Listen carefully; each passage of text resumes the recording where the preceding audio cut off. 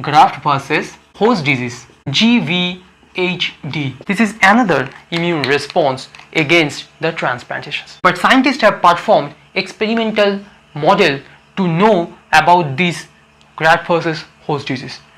So they take an animal. This is the recipient, okay, because this is actually transplantations. They take an animal and injected the animal with immunocompetent lymphocytes. They take these immunocompetent lymphocytes from the donor, and this is the recipient. So this donor and the recipient are different in genetically. So they are actually allogenic. So they have allogenic MHC molecule. Why this graft-versus-host disease occur? Because in case of animal model, immune competent lymphocytes are injected. So this graft-versus-host disease occur.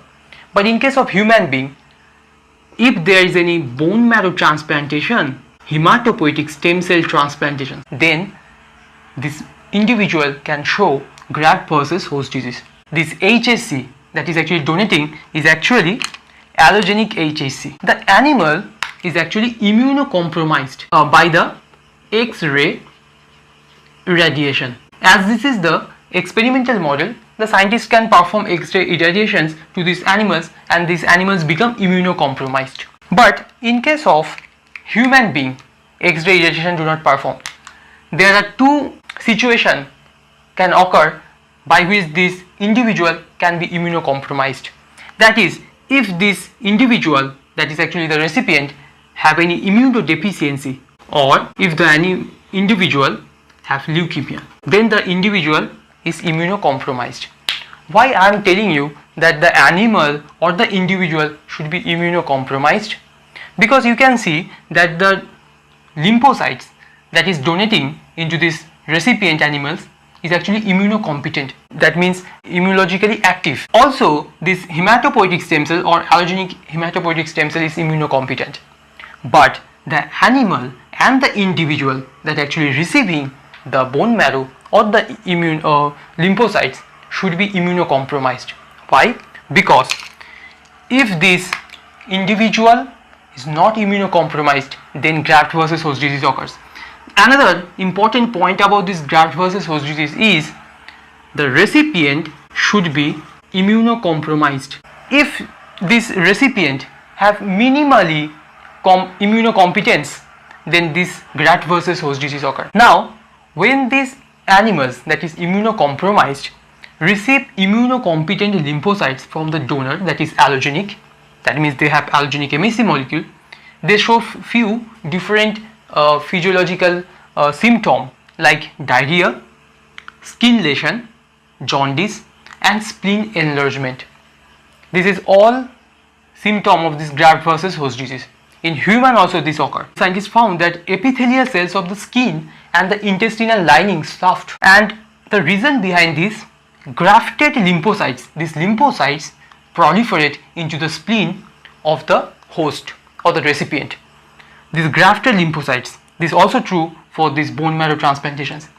This bone marrow transplantation or HSC that become mature, they actually also proliferate into the spleen. These lymphocytes proliferate in response of allogenic MHC molecule.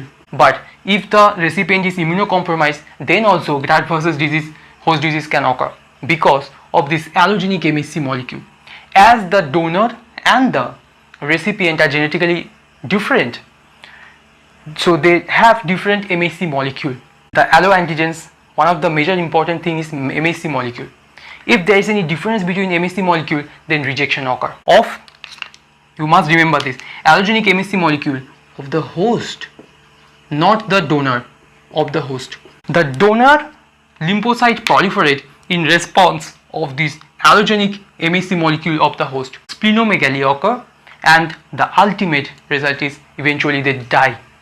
The animal die, also human beings can die. Now I will show you another important factor about this graft-versus-host disease, that is called spleen index. This is actually a ratio of spleen. The ratio is weight of experimental spleen, another is weight of control spleen, in which the animal or the recipient have not received immunocompetent lymphocytes. There is the spleen index, by which this is the ratio by which you can say there is any graft versus host disease or not. And if this index, spleen index, is actually greater than equal 1.3, that means this is positive for graft versus host disease. Total MHC matching should be occur in the host and recipient, between this donor and recipient. In case of solid tissue transplantations, if there is any mismatch between one MHC molecule between the donor and recipient, there is no problem. But if there is any huge difference between the MHC molecule, or you can say HLA, in case of human HLA, then there is a problem. The rejection can occur. But here, in case of graft versus host disease or bone marrow transplantation, this is actually basically bone marrow transplantations in which a patient have leukemia or immunodeficiency. Then total MHC matching should be there. If there is any single mismatch present in the locus of this MHC molecule, then graft versus disease occur. Hybrid resistance. When different mice strain are actually taken, let's assume a strain H2B that have H2B MHC molecule and a strain of mice that have H2K MHC molecule. When they produce the F1 generation mice, they produce H2B and K MHC molecule mice. This is a different strain. You can call it strain A and strain B. These are two different strains that have different MHC molecules. Let's assume this strain A have H2B MHC molecule and this strain B have H2K MHC molecule. When they produce their offspring, the F1 generation will be H2BK. That means this individual, this organism or the mice have both these B and K MHC molecule.